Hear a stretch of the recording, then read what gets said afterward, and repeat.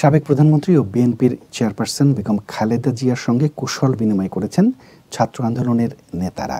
সশস্ত্র বাহিনী দিবস উপলক্ষে ঢাকা সেনানিবাসের সেনাকুঞ্জে আয়োজিত সংবর্ধনা অনুষ্ঠানে যোগ দিয়ে এ কুশল বিনিময় করেন তারা। অনুষ্ঠানে বিএনপি চেয়ারপারসনের সঙ্গে সাক্ষাৎ করেন ছাত্র আন্দোলনের নেতা ও তথ্য এবং সম্প্রচার মন্ত্রণালয়ের উপদেষ্টা নাহিদ ইসলাম, যুব ও ক্রীড়া উপদেষ্টা আসিফ মাহমুদ সজীব ভূঁইয়া, উপদেষ্টা মাহফুজ আলম। জুলাই শহীদ স্মৃতি ফাউন্ডেশনের সাধারণ সম্পাদক মোহাম্মদ সার্জিস আলম, বৈষম্য বিরোধী ছাত্র আন্দোলনের আহ্বায়ক হাসনাত আবদুল্লাহ, জাতীয় নাগরিক কমিটির আহ্বায়ক নাসির উদ্দিন পাটোয়ারি। এ সময় ছাত্রনেতারা বিএনপি চেয়ারপারসনের শারীরিক অবস্থার খোঁজখবর নেন। অন্যদিকে বিএনপি চেয়ারপারসন জুলাই অগাস্টে ছাত্রদের অবদানের কথা স্মরণ করেন।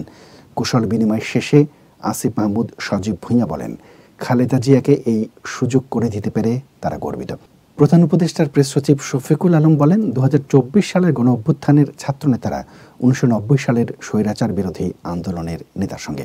জুলাই শহীদ স্মৃতি ফাউন্ডেশনের সাধারণ সম্পাদক সার্জিস আলম বলেন, খালেদা জিয়ার আপোষহীন মনোভাব তাদের অনুপ্রেরণা হয়ে থাকবে।